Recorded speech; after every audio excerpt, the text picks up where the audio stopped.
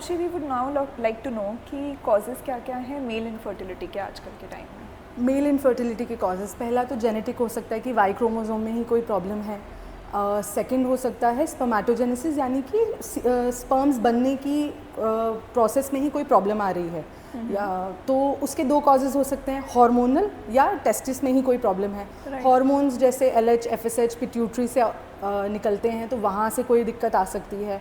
Prolactin बढ़ गया, इस वजह से भी दिक्कत आ सकती है। फिर टेस्टिकुलर कॉजेज़, जिसमें एक बहुत इंपॉर्टेंट कॉज है वैरिकोसील, क्योंकि वैरिकोसील में पूलिंग ऑफ ब्लड हो जाती है जो आपके स्क्रोटम में, वहाँ से स्क्रोटम का टेम्परेचर बढ़ता है, जिस वजह से, और हम सबको पता है कि स्क्रोटम का जब टेम्परेचर बढ़ता है तो स्पर्मेटोजेनेसिस कम हो जाता है, तो उस वजह से। फिर कोई भी टेस्टिस में इन्फेक्शन, ऑर्काइटिस, टीबी की वजह से, गोनोरिया की वजह से, मम्स की वजह से, अगर ऑर्काइटिस हुआ तब। देन कॉजेज़ आते हैं कि अगर जो स्पर्म्स बन तो रहे हैं बट डक्ट में ऑब्स्ट्रक्शन है और वो सीमेन तक पहुंच नहीं पा रहे, तो डक्ट में अगर ऑब्स्ट्रक्शन है, इस वजह से भी मेल्स में इनफर्टिलिटी पाई जाती है।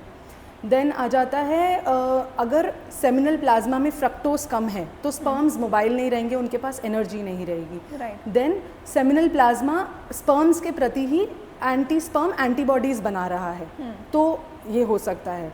सेकंड, सेक्सुअल डिसफंक्शंस, डायबिटीज़ की वजह से अगर इम्पोर्टेंस या premature ejaculation, erectile dysfunction, retrograde ejaculation, ये सब हो रहा है, तो इस वजह से भी। And then lifestyle